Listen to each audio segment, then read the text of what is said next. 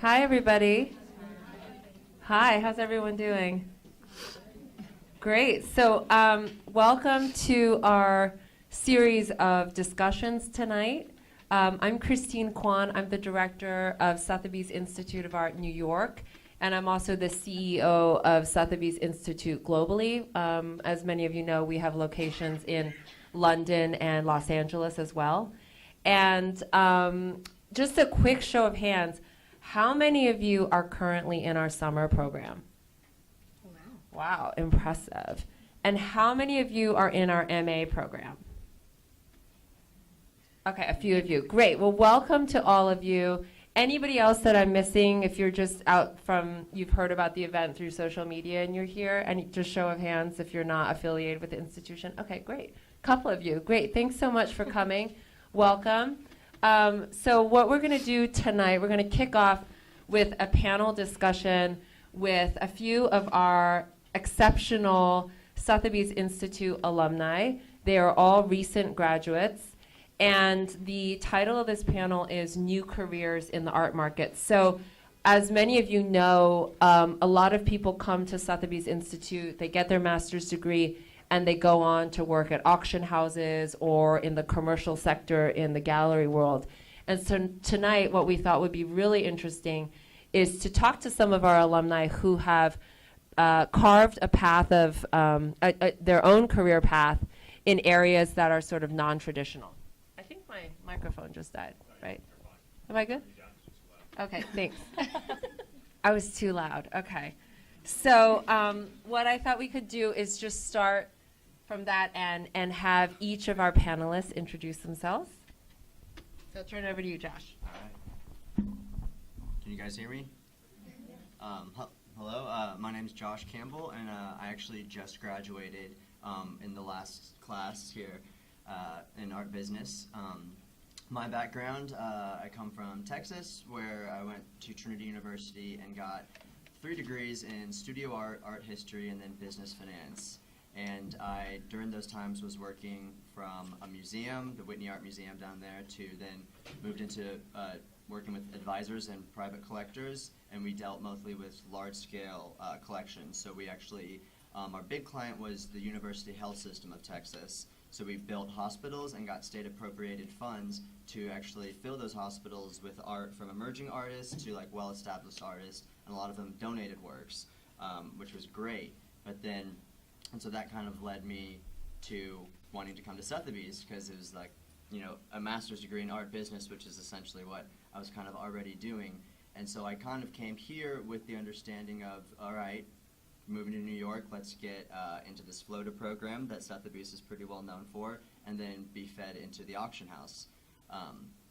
It was a great experience here at the school. I was actually, you know, this close to doing the Sotheby's program, but just so have it, my path led me to meet some other individuals who had started this new kind of art startup called Canvas Collective, which was using image recognition to be able to act kind of like a Shazam for art. So you would be able to be in a gallery, museum, public or private collection, really you name it. If it was in the database, it would be able to be recognized and then shared on social media. All of just the education, you know, attributable information you would see on like a museum tag card. And so after talking with them, they, you know, we hit it off, and they decided to bring me on board. And since graduation, I've come on as a director. My role technically is director of strategic partnerships, but at a startup, everybody wears multiple hats at the beginning, and it's been great. And you know, definitely wasn't what I expected where I would be ending up coming into this program, but it was through everything this program had to offer how I got there. Long-winded, sorry. Thank you, Josh. That's a really great segue, I think, in terms of going from Canvas to Courtney, who's currently at PANELISTS. So Courtney, if you could give us a brief update on how you decided to come to the Institute and where you are now. Sure. So I went to Dartmouth College, and I was an art history major, and I was kind of trying to decide what to do with my life, and I found the Institute, and I wanted to learn a little bit more about the art world and really the opportunities that were available in the art world. I'm from Cincinnati, and I didn't really know the different paths that I could take. I knew about auction houses and galleries, but I didn't really know the other options. So I really found SIA to be a great means to find, to learn about the other appraisal and everything else. So I'm currently at Paddle 8. It's an online art auction house. I'm the Valuations and Auctions Manager. So my job's kind of twofold. Paddle 8 has an online submissions portal for sellers, and I manage that. And so when potential consigners submit online, I oversee that along with one of my colleagues. So I have a set of clients that I manage, and I provide pricing for them and take them through the full consignment process to consign to our auctions, our quarterly auctions. And then on the flip side, I oversee our auction coordinators, and we have about 15 to 20 auctions per quarter, and I ensure that the auctions are run smoothly, all the information's correct, and that the auction coordinators liaise with the rest of our departments to make sure cataloging, the communications team, the tech team, everything's up to date. I've been at Paddle 8 for 4.5 years. I actually started interning there out of SIA. Another one of my classmates was already interning at Paddle 8, and that's how I got the internship. So honestly, your classmates from this program are incredible, and you'll have a ton of opportunities through them. And she's still at Paddle 8 too, so after 4.5 years, we're both there. And yeah, long-winded also, but that's where I am now. Great. Yeah, thank you so much. And then moving on to Ellie, who is at Third Eye, and I know many of our graduates go on to work in public relations and in marketing because a lot of that intersects with the art world. So we're really delighted to have Ellie here. Could you tell us a little bit about yourself? Absolutely. So I'm Ellie Hayworth. I was born in Miami, Florida, with Art Basel kind of starting in my backyard. So I was born and raised with a real kind of connoisseurship for contemporary art. But I've always had a real passion as well for advertising and marketing, seeing campaigns kind of come to fruition and how a product can be synthesized and advertised to, various different kinds of publics.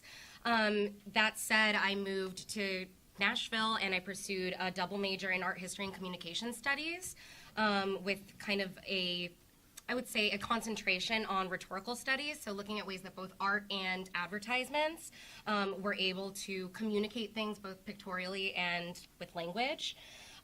So it was really kind of intuitive for me to move on to the Sotheby's Institute for a master's in art business. I have a passion kind of for the business sides of things, the mechanics, and I wanted to understand where the money was coming into all of these different institutions and how I could best advertise them and promote them to the hungry public. So with Sotheby's, I actually, on a panel like this, I was introduced to my my kind of first step into my career with Artlist. So similar to Josh and Courtney, Artlist was kind of a fusion of the art tech world, and it was, interestingly, an alternative to the entrenched auction world. So we were combating the Sotheby's and the Christie's of the world, and it was a peer-to-peer marketplace at the time. And so, as Josh mentioned, we wear a lot of hats in the startup world, and what I found to be really most rewarding was, again, the advertising, marketing, and communications component. So I found that I could easily segue into a gallery career and sell art, talk about art, and really cultivate collections for people. Or I could help the galleries and the institutions that, for me, had all of the young talent, the emerging talent, as well as the blue chip talent, and help them maintain kind of their esteem within the marketplace. So I am now at Third Eye. Third Eye also was another company that became apparent to me through the Sotheby's Institute. We have a lot of both adjunct professors as well as former interns that were at Third Eye, and I kind of fell in love with the business model. We're a boutique art PR firm. We work with the galleries, we work with the institutions. I particularly specialize in private foundations and working with the collectors that I was so enthusiastic about to begin with. And I, on the day-to-day, I'm doing everything from what you would think is a very kind of conventional PR, which is writing the press releases, making sure that you disseminate the pitches and such to the press, and also doing a lot of brand evolution and audience development. So working with different kind of membership groups within the museums, helping to launch different foundations. We just worked with the Marciano Art Foundation out in Los Angeles. So it's really kind of a mixed bag of art PR, actually, and really culture at large. We work with the New York Botanical Garden, for instance, which interestingly has an art exhibition program. So there's just a lot of different ways that you can come at fine art without coming at it head on, I suppose. Great. Thank you so much. And then last but not least, Whitney is at Artspace, and I know not only is the art market really competitive, but in particular the online art space is really competitive. So can you talk a little bit about your career pathway, how you ended up at Sotheby's Institute, and then what you do at Artspace? Yeah, of course. So I'm Whitney Maxwell. I graduated college in 2008, which sounds like a really long time ago. And I was working for a private dealer during basically the crash of the art market. And I sort of said, what am I going to do? There are no jobs. People were not selling. So I decided I needed to go back to school and figure out, do I want to work in a gallery? Do I want to work in an institution?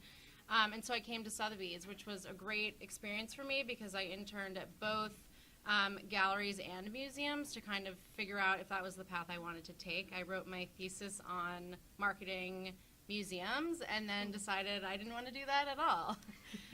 So when I graduated, I went to work in arts publishing, doing sales and marketing, which was also a great sort of springboard for me because then I ended up at Artspace, directing the marketing program, which is a little bit unique because we're an e-commerce platform.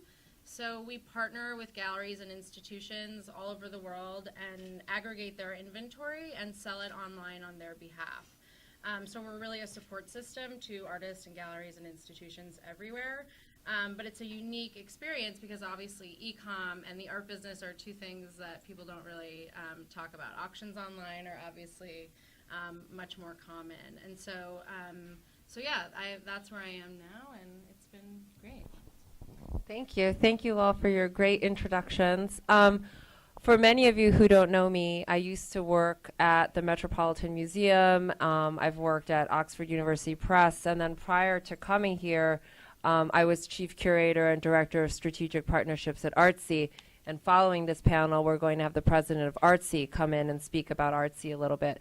But one of the things that I think is clear about all of you is that you're recent graduates, and you've broken into really competitive spaces in the art world. At any given day at Artsy, we would have 500 applications for, a temporary position or an internship. So can you talk a little bit about the education you received at the Institute and how that gave you an edge or, what it prepared you to do to excel in your current roles? Because all of you have sort of gotten these really coveted positions in a very short time. So if you could just talk a little bit. I don't know who wants to go first, but Someone else can go first. I mean, Whitney, if you want. yeah, no, I think the variety of courses that you have at Sotheby's Institute really can prepare you for, a number of different positions. I never really thought sales and marketing was the path that I would take, but obviously, you can experience a lot of different things from art law to, collections management, and I think that makes you a really unique candidate when you're applying for a position because you have experience in a lot of different areas. And so that certainly helped me. I think when I went to Art Info to do sales, just my general communication skills that I developed here really helped me in terms of talking about the business, talking about the market, trying to get galleries to advertise online, and it was really helpful. I feel like there were also, it goes without saying that at something like a Sotheby's Institute, the networking opportunities are invaluable, but I kind of used class every day as a networking opportunity, as well as all of the different, these kinds of panels, as well as the trips, with the Masters of Art Business. We were taken to Sao Paulo, and we were able to go to Espear, which is one of the contemporary art fairs there. And, you know, now being on the public relations sides of things, you realize that everybody is kind of on this art fair circuit or on kind of the international circuit, and being exposed to so many different kinds of backgrounds here, you know, has proven kind of invaluable for me. And I'm constantly seeing both, you know, I think we've all mentioned this, former classmates, as well as former professors, as well as guest panelists. You know, we've been exposed to a lot of people within the industry that I think if you maintain those relationships, and even if it's just kind of friendly, you know, it's not always an ask, but just that for me was definitely invaluable, especially in the realm of public relations. Yeah, I agree. I can think of at least 10 people in my business that I work with regularly that either were professors or students. I have a very good friend who's running PR for Art Basel, somebody who's managing the UBS collection. It's sort of endless, and I think those relationships are definitely key. So get to know your classmates, because they may be offering you a job one day, for sure. And I think as a testament to like art business versus taking, which, I mean, not to say that doing a contemporary art master's is not valuable. For me, art business was particularly valuable because you understand the mechanics of the kinds of clients that you'd be having. Because at the end of the day, while we love the ideas, and I think that's why we're all in the art world, because it's about, you know, theory and philosophy and aesthetics and all of these kind of complex themes, there's a bottom line that everyone needs to meet, and being able to understand these different business structures and speak about them really kind of intellectually, intelligently, and you know, like a Sotheby's alumna, I think definitely is valuable. That's great. And also, Courtney and Josh, I mean, you're both in the online space also, which is also, I know with PANELISTS, it's super competitive. Breaking into the space with Canvas Collective, trying to be a new player in this market is also really tough. Can you talk about your education and what prepared you for these roles?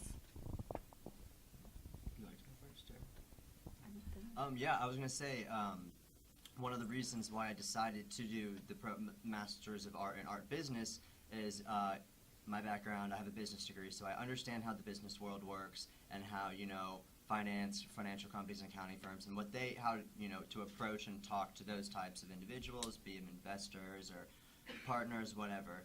And what I found most valuable is the actual history on the art market taught here, and then along with the art law, and kind of art finance and then collection management, because then you start to get a whole sense of not only the nuances of the art world and how they do their, you know, own unique business practices, from the handshake to the not showing any price tag in a gallery setting, but you go back like further to understand, you know, the schools of thought on, you know, not to get like detailed, but like either hostile worlds or nothing but, you know, where the academics debated in like the early days if, you know, art mixed with commerce would inevitably ruin art, because the artist would be creating work with the market in mind and therefore be robbed of any type of artistic authenticity, you know, to where on the other end people can argue any type of activity will develop its own natural economy, whether it's economy of like compliments between friends or, you know, what have you. So don't let the, you know, commercial side deter you from being a part of the art world.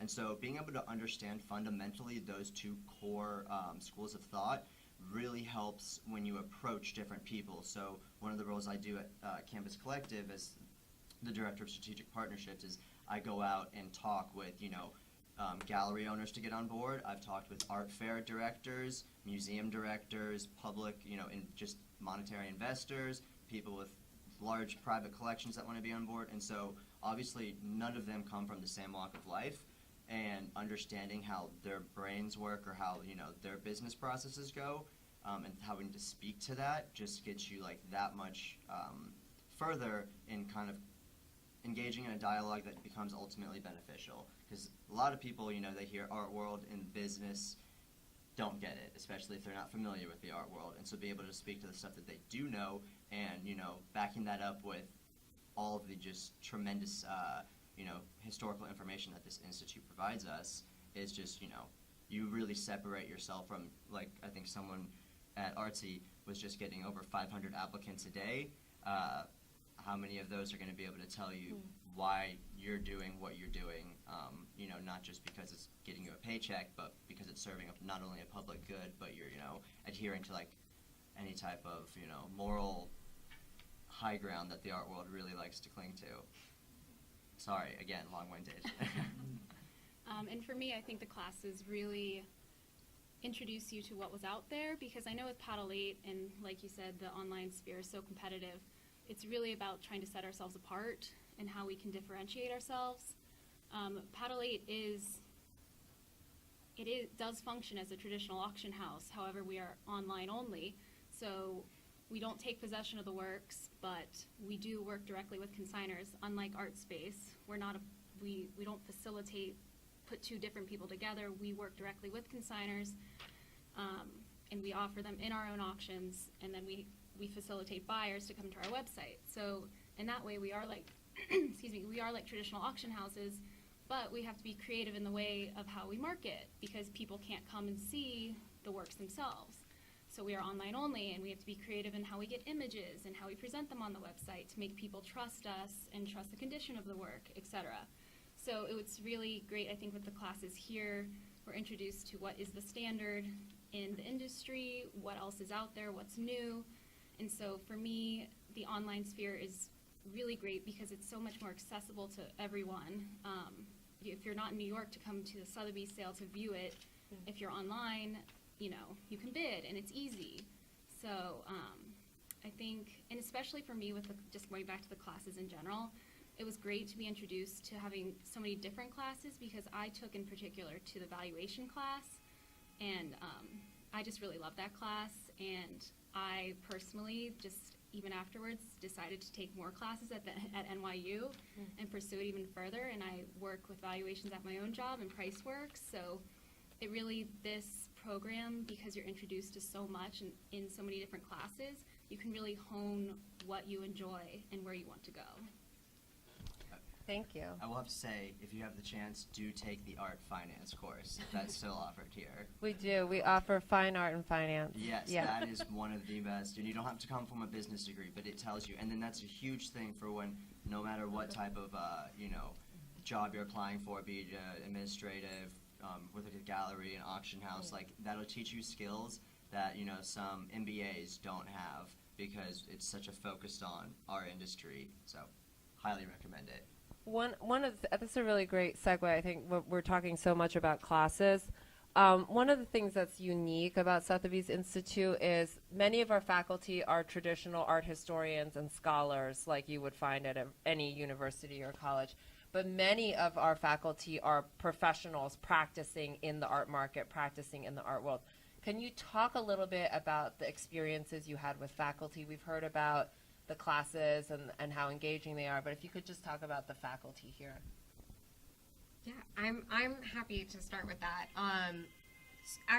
Both of my roles in the art world, professional roles, whether it was as an intern at Artlist, which really I was functioning very much as not an intern, I just happened to be a student, and with Third Eye, both came directly, and I mean quite directly, through Sotheby's. My thesis advisor, he's an art lawyer by trade, but he's really kind of a jack of all trades. He's a Renaissance man, and he got me on the ground very early, volunteering with art fairs. I was doing sales on the ground with, you know, direct collector to collector, also working with the galleries and facilitating with what they needed. And those relationships, he was actually able to introduce me to Artlist through a panel discussion here. My art business teacher wrote my reference letter for the internship that I received at Artlist. And frankly, we still grab coffee and we still have lunch. My thesis advisor and I are very good friends. He's now based in Los Angeles. He's teaching out of Los Angeles in the art business program there. And he and I actually have really great working relationship now.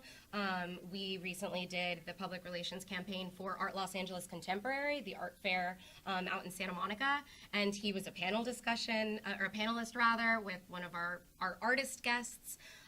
So we're definitely very much involved. Another, you know, another one of, actually, he was a collections management teacher here, I believe still an adjunct professor, and he too was kind of a pivotal part in getting me my job here at Third Eye, or now at Third Eye.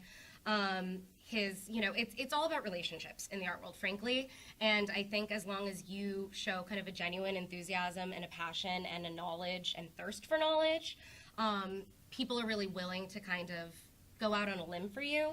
And he too, he's an art advisor also by trade. So it's really wonderful to see that people who have such enthusiasm, and Miss Kathy Batista, who just joined us, who I also see often, and we're able to do, I work with a number of different institutions who have kind of tour groups, and they want students to come in and experience their programming. And, Sotheby's, for instance, is one of the many groups that I'm able to organize to come up to something like the Brandt Foundation.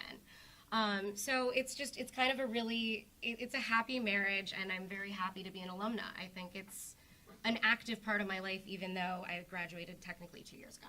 Great, thank you. Anyone else want to talk about the faculty here? Yeah, I'd have to. Oh, sorry. No, go for it. I mean, I think I already touched on this. I work on strategic partnerships at Artspace, which often involves art fairs. A former professor of mine is now the director of Art Basel in Miami, which is pretty incredible. He always says hi to me. We've worked on a lot of different things together in press and beyond. It just kind of is never ending. I think you will always bump into your professors in the field when you start working, and it's really nice, and it's nice you can always have somebody to ask questions and have coffee with and say, I'm interested in this field. Who do you know? Who can I meet? It's really great. Yeah, no, the professors here are incredible. A lot of the adjunct working, I was fortunate enough to actually be a TA for a collection management course for a practicing art advisor, and then since graduating, he has actually given me a couple projects. I've helped him out just with, data uploading and collection, but it gradually led to, I was then referenced through another advisor to now help start dealing with some quite larger collections. And so I'm, probably on the phone with almost every day or every other day with at least 2 people here from Sotheby's. And, every time you go to a fair, you see someone, an alumni running that show, or, yeah, it really is a family, and the art world's pretty small, so it's all about relationships and maintaining those relationships. Because you never know who's going to be offering you a job. I think kind of it goes without saying, but the career services, I think, has been really crucial. No, and I'm not saying this just because we've been, we're here on a panel, but Emily has been someone who... Is Emily here? She is. She's Yes. in the back.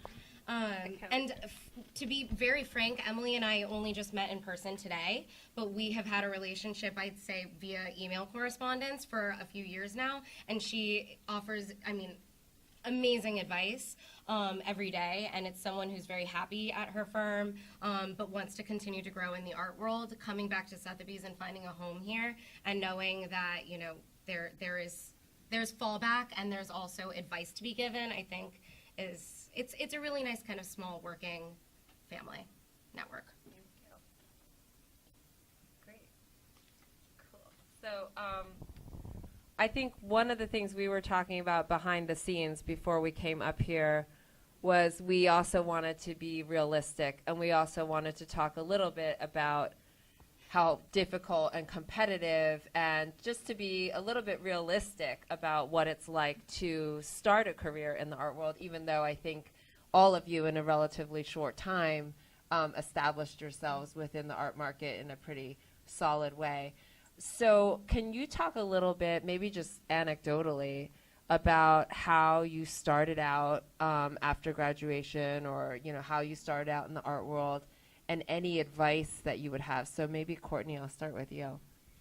Sure. So I did start at Paddle 8 as an intern, and as I said, another one of my classmates was interning at Paddle 8 already, so that was a lucky happenstance. But I know many of my other classmates were not so lucky in their job searches, and I've been lucky at Paddle 8 to be there 4.5 years, and been very happy to be at Paddle 8 for 4.5 years. But The art world is not an easy place to be in. It's very competitive, and to move up, you must have a lot of experience. That's why doing SIA really is wonderful, and being able to network with your classmates is key. Some of my really good friends from SIA are at ArtNet, doing art funds, etc. But I know a lot of my classmates. One of my best friends, she decided it just wasn't for her. So I really urge you to make sure this is something you really want to do and you love art, and because it's just not going to be easy. But it's really worth it if you make the effort and you love it, because I do love art and I love my job, and every minute's been worth it, and every 4.5 years has been worth it. So that's just my little tidbit of advice. So. Great, thank you. I would say take advantage of all of the networking opportunities. I did all of the trips. I went to Miami, Bogota, and then all throughout the Netherlands with TEFAF, with Sotheby's. And then, you can do a whole day of fairs, and a lot of people will be tired. They just want to go back in. No, go out, go out with your friends, because then you start connecting, on a more, just formal level or informal level. But then if you meet people, that's when they're in a little more relaxed situation. If it's like a fair after party, go to those after parties, get numbers, follow up. A great, always write down, cards, names. I usually I bring a pen with me, so anytime someone gives me a card, I can make a little extra note so I know, who the person was when, if necessary, follow up with handwritten thank you notes. If, a collector brings you in, or I do that with studio visits. I'll go on a lot of studio visits, and I always like to write a hand thank you note. And depending on how well I know the artist, I usually don't like to show up empty-handed to a studio visit, even if it's, like a six-pack, or if it's in the morning, coffee and donuts, It also is, artists welcome you into pretty private spaces. And so keeping those, personal touches is what separates you, again, from the rest. You got to be passionate about what you do, so go that extra step. And people remember, and then hopefully your phone rings and you got a job. I would say try a lot of different things. I worked for a private dealer. I've worked in a gallery. I worked for a publisher. I worked in a museum. It's sort of strange that I ended up where I am, but honestly, trying everything sort of gives you the perspective on every sector of the business, which is great. Sotheby's Institute will give you a lot of insight, but you're not going to know until you try. So, get an internship if you can. I know it's time-consuming and often painful, or can be, but it can also be sort of like the best entrance into what you want to do. I thought I wanted to be in a museum, and then I had an internship that was not great, and so I decided to change my direction. So try a lot of things, ask a lot of questions. If you meet somebody who's interesting and has a great career, ask them to have coffee. I am constantly having coffee with people who are either looking to break into the art business or already there, but are unhappy with where they are. So people are definitely willing to give advice, I think, and so try a lot and ask a lot of questions. Yeah, I think to chime in on that note, don't be afraid to kind of cold pitch yourself. My current position at Third Eye came through, there was no position, basically.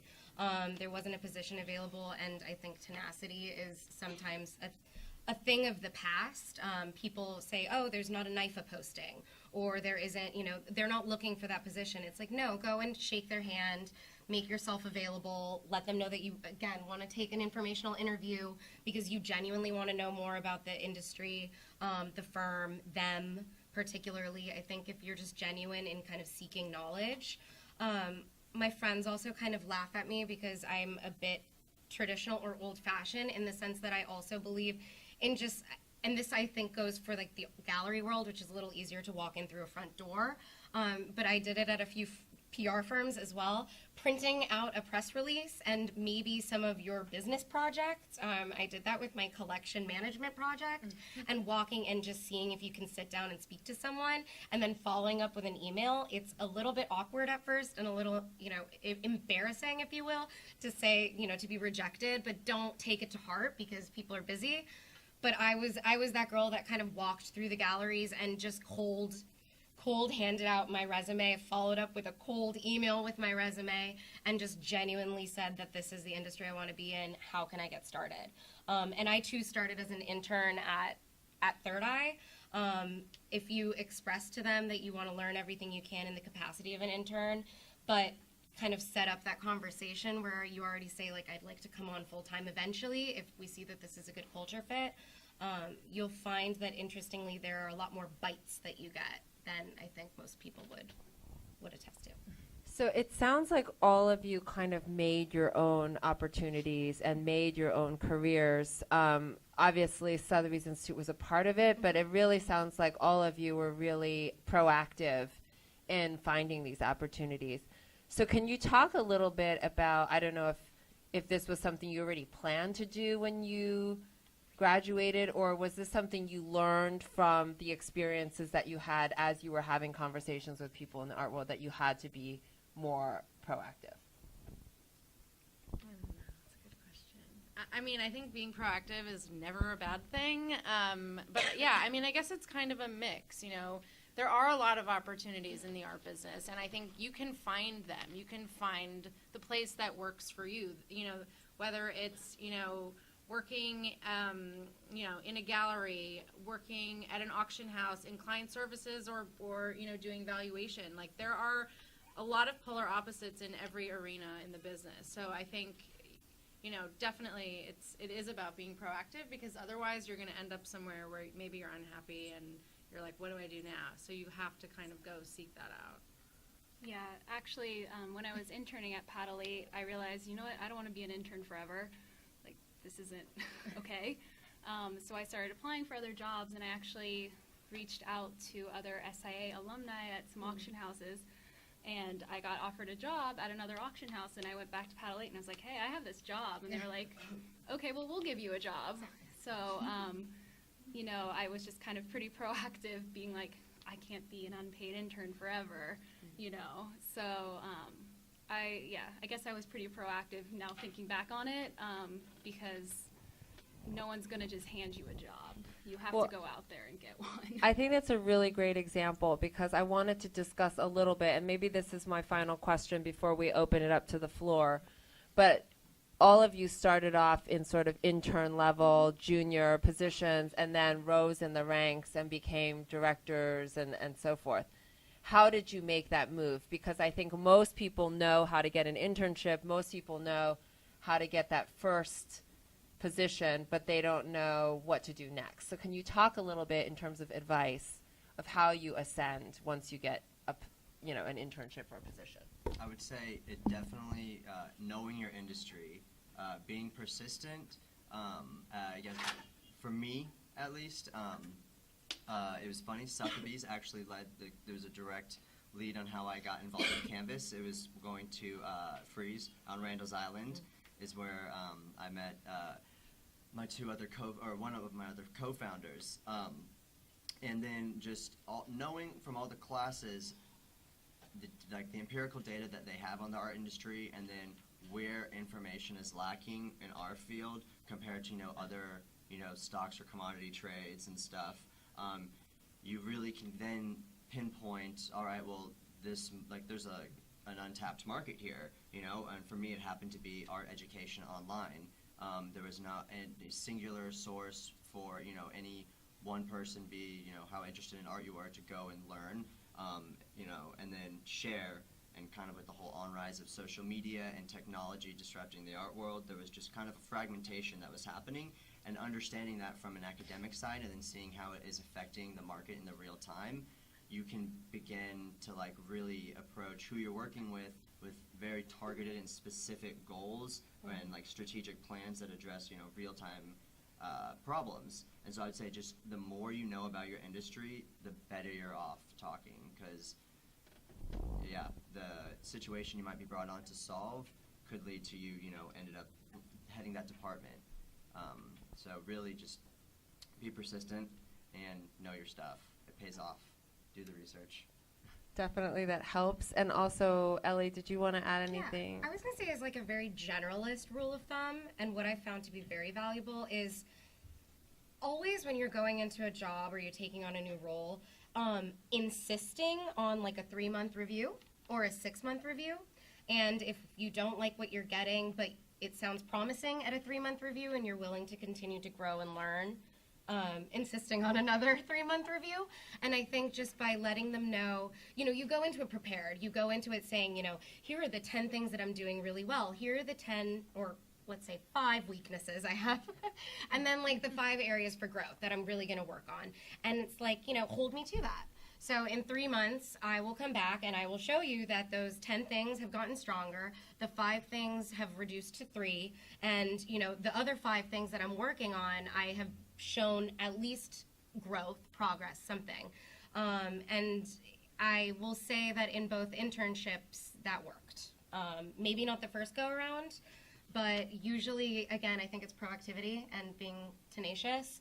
But if you show that you know your worth and that you're working to continue to grow your worth, they'll meet it because no one wants to lose a valuable candidate or worker.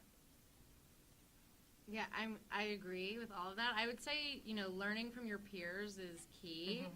When I started at Artspace, I obviously have the arts background. I had no idea what Google Analytics looked like, how to measure conversion rate, like what all of this meant. And it took me 6 months to kind of really become comfortable using a new tool, and it was really scary. So I think paying attention, asking questions, again, learning from your peers is only going to help you grow and make yourself valuable. Yeah, I would say for me it was having a mentor. So I wanted to learn how to price, and one of the specialists really took me under her wing and taught me, and she's still one of my great friends. She's not at PANELISTS anymore, but she's still in the art world, and taught me basically everything I know, and that was just incredibly helpful to have a mentor who just taught me everything. So and then also it's great at a place like PANELISTS, if you have an idea and you tell someone about it, they'll listen and you can make changes. So that's one of the benefits of an online platform like PANELISTS, is they're not stuck in their ways. You can actually make changes and try to make things better. So that's kind of how you also kind of can carve out, new responsibilities for yourself too, is what I found about one of the benefits of the type of place that I work. So. Great. Well, thank you all so much. I think that was super informative. And we wanted to leave time for everybody to ask questions. You all have short biographies of the panelists at your seat. So does anybody have any questions for our panelists today? Yes. Yeah, please use the microphone so everybody can hear you. Yeah. Hi. Well, I actually have 2 questions, one for the panel and one for Christine. I don't know if it's okay. Sure. Well, it depends on the question. Well, for the panel, I would like to ask, because I noticed that you ended up mostly with works that are quite related to digital media, online platform, things like that. So I would like to know that, was it like by chance, or was it planned, or you really think that this is the future where it has more potential for your career? And if you really believe in that, and how do you see like traditional institutions like galleries, auction house, or nonprofit organizations? Do you see them as people who need your help, or do you see them as competitors, or people who can work with? Yeah, and my second question for Christine is, because I noticed, I don't know how many people here have been in this industry already.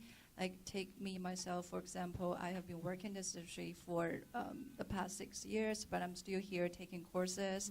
So I'm quite interested to know that how would you suggest, people like us, how to better, make use of this courses or the institute, and, for our careers, because I personally feel like even when you're in the art industry, like you all said, it's not easy market. You're in and the next day can be out like very easily, and you constantly have this question you will ask yourself, if I want to keep doing it. if it has ever occurred to you. So why don't I let the panelists answer the question about how they ended up in the online space and whether they think that's the future, and then I'll talk a little bit about how you can use the Institute. Yes, I'll start. So I actually wrote my final paper writing project on apps and the art world, kind of talking about how the future of, well, I suppose the question, is the future of the art world going to incorporate apps like we've seen other arts-related industries such as music and film? And then, you know, understanding the nuances of those particular industries, what type of, you know, like online application would be able to fit in.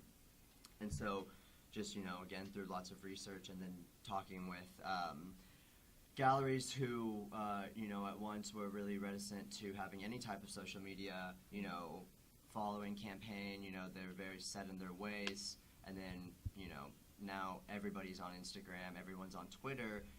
It was really a difference.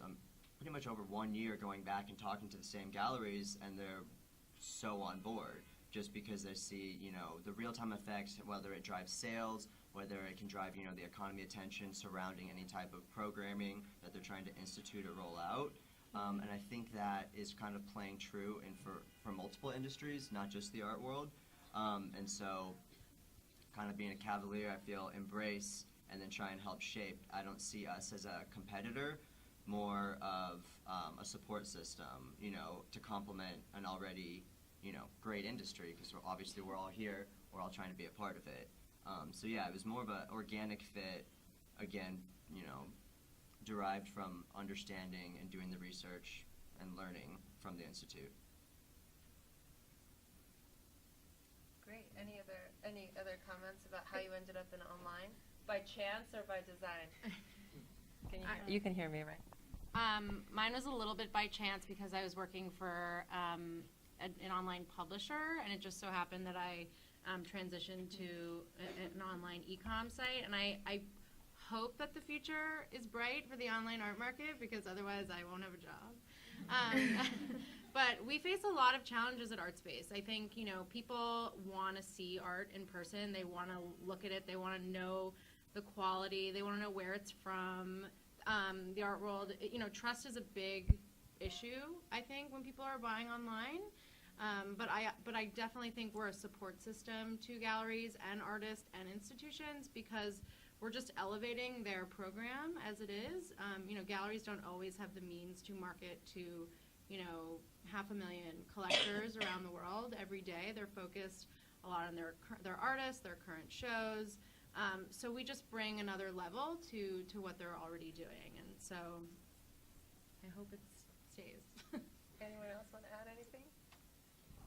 I feel like I am on the flip side of this question, because a lot of my clients are brick and mortar and in a very steadfast way, and I'm very happy about that. That said, we're using a lot more of kind of like digital implementation strategies for these marketing campaigns, because it's a great brand evolution strategy and tactic to just be able to kind of give a voice in a way that's very engaging, and the audience feels like, you know, they're speaking to the museum is speaking back to them. The gallery is speaking to the audience and, you know, collectors, and, you know, we do a lot of like takeovers, so having the artist actually have a voice. Those are all great platforms. And I think, interestingly, we're not seeing, at least luckily with most of our clients, we're not seeing that like feet through the door are trailing off in any way. Actually, quite the opposite. Our digital strategies are reinforcing getting people through the front door and selling tickets or getting people into programs. So I definitely think it's a wonderful complement. And if the Whitney Biennial was any testament to the fact that new media is a huge, huge part of art production, I think, you know, things like social media and the digital space, and even like digital platforms, editorial platforms, are kind of, they're shifting to be able to better communicate and better, to better serve the artists and the artwork. So I think it'll be interesting to see how like VR, for instance, is starting to change the game. And I'm still very brick and mortar, and I'm a traditionalist, as I mentioned to you guys, but I think digital is here to stay. Want add anything, Courtney? I think I got into it by chance, kind of like Whitney. But I really do think it has a future. Again, there are struggles, like Whitney said, but I think the accessibility of online is just, it's too easy, and there's just certain things that online platforms like Paddle8 and Artspace just have to be cognizant of and make certain things easy for their clients, like images, condition reports, etc., to make them really trust you. And there are things that we're working out and making sure that our buyers trust us, and that and they, so far they do, and we have some great sales that we put up, and we have great consigners, et cetera. So, and I think it's the fact that Christie's and Sotheby's are really trying the online thing too says something about it.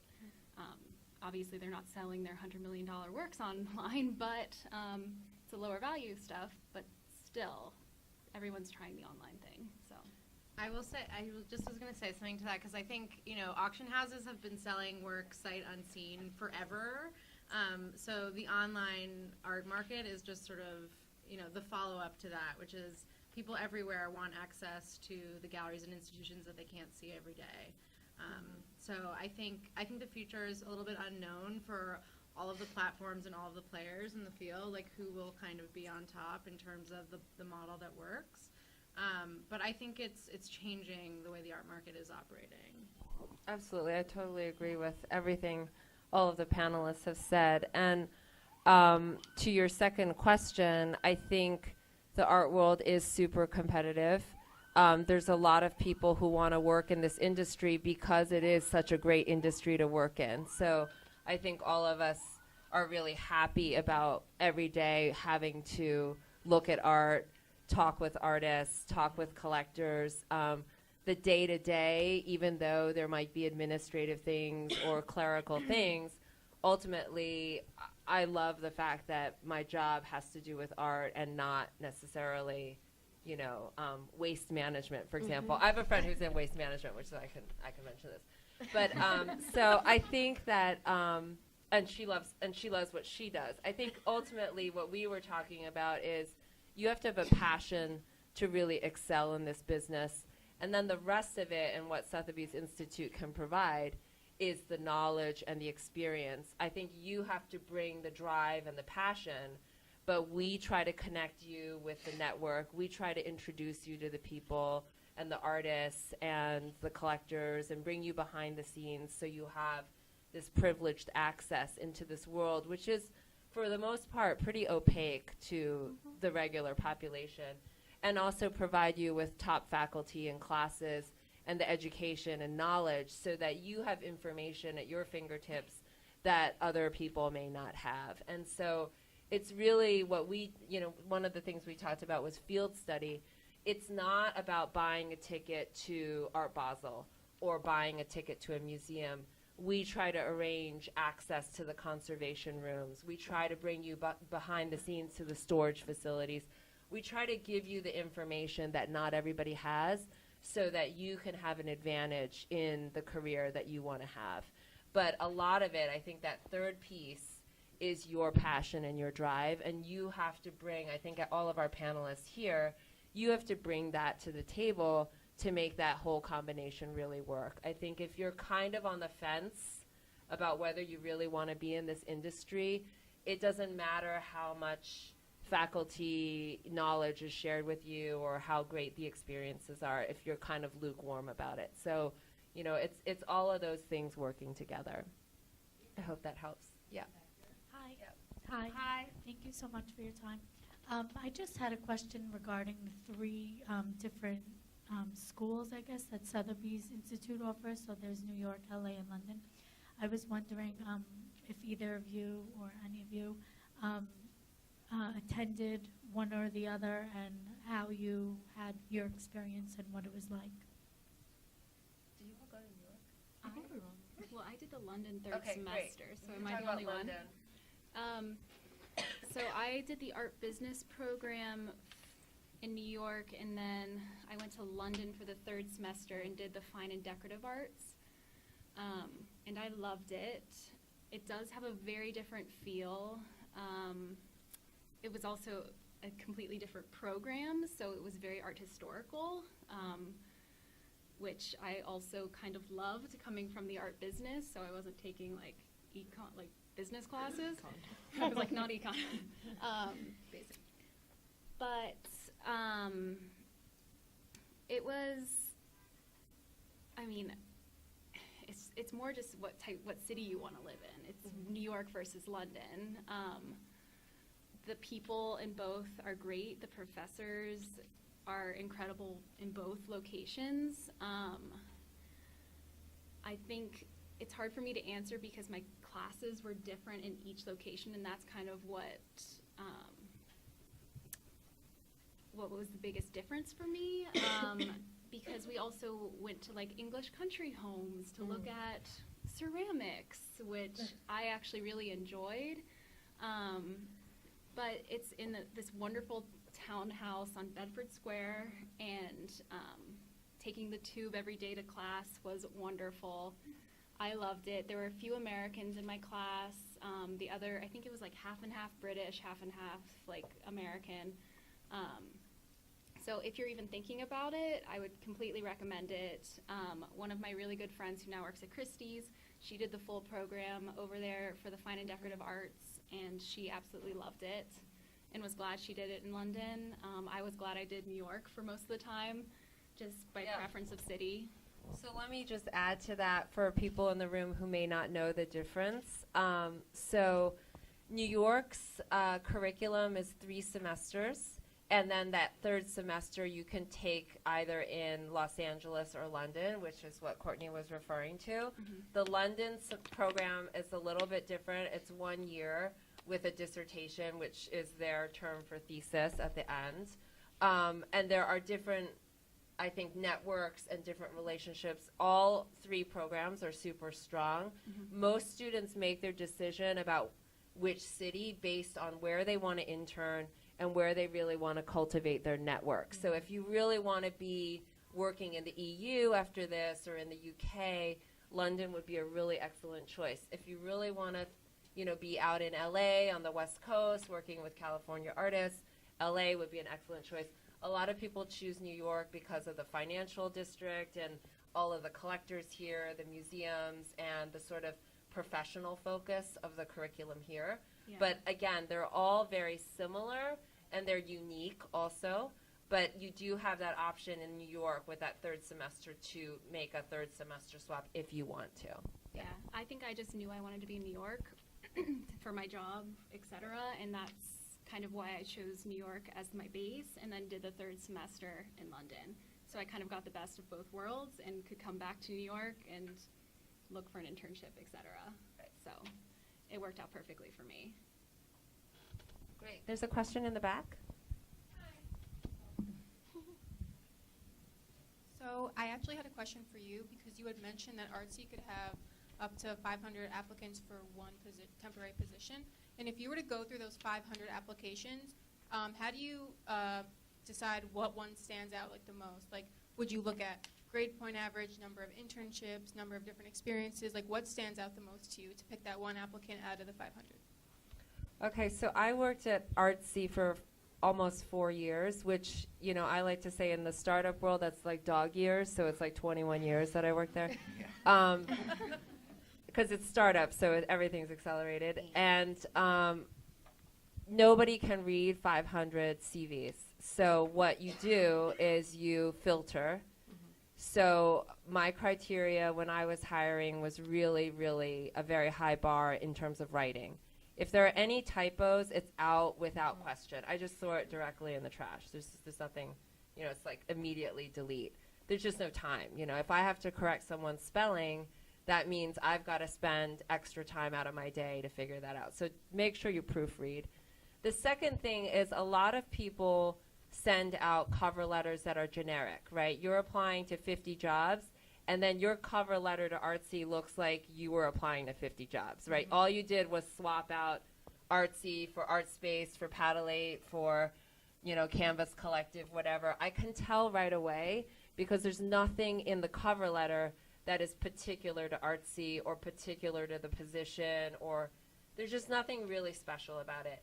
That is really easy. I don't even have to read the whole thing. It just looks like a form letter. So that goes in the trash too. Then you're down to like 3 CVs. And then you do like a phone interview. Like even now, if we have to bring someone in that's time out of somebody's day, usually now companies don't just have one interview. You meet with multiple people, right? You want to have consensus for a hire. So investing that time, usually there's a phone interview. Make sure you have questions. Make sure you did your research. So a lot of times I would get on the phone and the person would not have any questions for me. Well, that's surprising. You want to work here and you have no questions. So some people have really generic questions, like what's the day-to-day like at Artsy? You know, do you like working at Artsy? I mean, those are kind of throwaway questions. They don't really show anything about you. That's not going to help you stand out. If you've done research for the position, let's just say the position. So I ran institutional partnerships at Artsy, and then I launched Artsy Auctions. And Sebastian's coming here shortly, so you'll hear more from Sebastian. Let's just say the position is for auctions assistant for Artsy Auctions. I'd want to see in the cover letter that you've done your research about Artsy Auctions, that you know something about Artsy Auctions. And I think everybody here on this panel, it sounds like everybody here would have done their research to get that job. So I think those are sort of the key points. You would be surprised, most cover letters and CVs have typos. So you don't have to worry. I mean, like, employers don't have to worry about 500 perfect CVs. It doesn't ever happen. Can I chime in? So Yeah. I tend to run the internship program. So I'm doing all of the informational interviews, even for hires. I do a lot of the kind of first, what Christine mentioned is like the first wave interview. I tend to do that. And I work with a lot of the prospective interns. And the typos goes without saying. I mean, it's incredible how many people forget to switch the name of the company that they're applying to, whether it's a gallery or a museum, and we're in PR, so it's like neither of the two apply to us. But I think as like a rule of thumb, when you're coming in, so let's say once you've gotten your CV in the door, you're getting an email, and you're there for an informational interview. I always recommend to any industry, and I think especially in the online sector, the market sector, maybe not like at WOVO art sales, but maybe at our WOVO art sales too. Reading, like getting into like ArtNet News, going to Artspace, reading an interview or two with artists that you think are great in the industry right now. You know, just kind of having a sense of what's going on in the marketplace beyond what your studies are even. Because, you know, if the Metropolitan Museum's director has stepped down today and they say like what today struck you as the big thing in the art world, which I tend to ask some kind of gotcha questions, if you don't have any knowledge of what happened in the art world, it doesn't show that kind of day-to-day passion. And at the very least, have seen an exhibition or a gallery show or looked at an online auction result, like something that you felt passionate about, that you could talk to. And even if it's not the right question, like if I say, what exhibition did you see at what museum? Say, you know, I've been bogged down with my Masters of Art Business course load, but I did read this really interesting article about new media at the Whitney Biennial, and it's like, okay, at least you know that this person has an enthusiasm, and that will at least get you to the second interview. Yeah. Absolutely. I think that's a really good tip, and definitely know the names of the artists and the exhibitions that you saw. I mean, I can't even tell you how many interviews where people were like, I saw a great exhibition, and I'm like, oh, what exhibition? And they're like, yeah, I don't remember. That's not going to work, right? So, okay. So one last question, I think, and then we're going to take a quick break. Yeah. Oh, me. Okay. So thank you all for your great stories and interesting advice. I am currently working at an e-commerce art platform, very similar to some of yours, First Dibs. And I've kind of noticed in my daily work that I did a semester program at London, and so I've kind of noticed in my daily work that in some ways the e-commerce world can come into direct conflict with kind of the old way, you know, the art world is very unique and it's not very transparent. and there's, you know, your name is your reputation. And so I was interested if you guys had, if you kind of come across that in your work as well, and any kind of thoughts you had on it. Can you define what old way? In what sense? So like, you know, like the traditional kind of gallery model or auction world. So like an example was things being bought sight unseen. Like that's becoming more and more commonly done with things like Instagram and online auctions. So, you know, kind of ways in which do you feel like the e-commerce world is changing the way that the art world kind of functions, or is it kind of the other way around? If that I can speak to it from Artsy's perspective if while you guys think of what you want to say that's politically correct. I don't know. I think the art world is a very traditional business in many ways, and I think technology has transformed the way business is done. But I think contrary to many fears in the industry, for example, I came from the nonprofit world. You know, backtrack 10 years, museums were very afraid of putting their images up on the web, and they would put up these little thumbnail images with like all of these copyright statements, and they were terrified, and like X, Y, and Z, like you can't, you know, use for anything other than, you know, educational purposes, etc. To now where museums are disseminating high-res, you know, images for free for any kind of use, you know. So that's really a transformation. I think the commercial sector is having a similar transition. It's, I think, a transitional period. So when I started in Artsy in 2012, never before had gallery content and museum content lived on the same platform. And so that was the first time where museums and galleries were wrapping their head around how can I put content on a platform that has Jeff Koons for sale and Jeff Koons in a museum collection. Isn't that like a conflict of interest and that sort of thing? And then I would say, well, if you go to Google Images right now, your Jeff Koons is already next to Jeff Koons for sale. But I think for a lot of people who've been working in the business for the last 10, 20, 30 years, what the internet is doing in terms of transparency of information, transparency of auction data. You used to have to go to a library and get access to the old auction catalogs to see what something sold for. Now you can just type in something on ArtNet and see the results right away. That is a shift in thinking, but ultimately I think all of us here would agree opening up the market and making it more transparent is better for everybody because it just means more people can participate in the art world. Yeah, I'd have to add, I think opening up, it makes it also more accessible. So I think a lot what we're seeing with the e-commerce platforms is there really I think the trend is to push into tapping into that middle market. Maybe the person who can't afford to buy, you know, an evening auction sale, but now we can start selling, you know, prints and multiples and editions to a lower end. And people are now seeing this advertised on social media, you know, through Snapchat, and they're like, oh, you know what? I can afford this. This is something, you know, that, you know, it's not unattainable. And so I really think the e-commerce has really opened up the middle market to the art world, and that's kind of helped fuel new trends and definitely programming techniques on how to drive a wider audience into, you know, be it foot traffic or online traffic. Or have you kind of also, I hate to use the word democratize, but it has allowed people to feel a little less intimidated coming in, and so more people are now excited to participate. So yeah, That's a great pitch for Artspace, because that's exactly what we do every day. It's why we list prices. You know, we will not list a price over a certain point, but we try to make things very clear for collectors.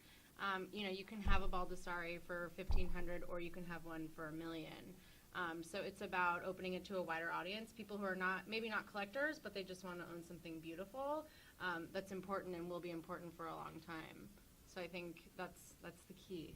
And I think from like a marketing perspective, like interesting example, First Dibs, but everybody here at Artsy, you know, Paddle8 and Artspace all have very significant like editorial components, whether it's particularly sales driven or it's selling kind of a brand. Like I work quite often with Introspective Magazine, which is First Dibs' digital magazine.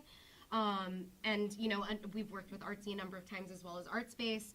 And PANELISTS does great kind of contextual, I think, editorial where you really kind of, democratizing is one way to put it, but also kind of branding yourselves and attracting different audiences and different prospective clienteles by creating kind of a feel. It's like you're almost coming into a boutique auction house every time you set foot on one of these platforms. And I think similarly, Canvas is providing the accessibility for people to kind of get the background knowledge that then drives them to one of these I don't want to use flash sales because that's not the term I want to use, but like these timely sales-driven approaches. But I think e-commerce has actually almost reinforced that old world tradition of doing your research, because people don't trust, I think, e-commerce as much as they trust, a hard Picasso in their hands or in front of them at an auction house where there's vetted provenance, etc. If you have that context in that editorial and the interview with the artist, people feel a little bit more, I think, ready and willing to part with their money. Okay, on money, that's a good note to take a break. So thank you all, and thank you to our panelists.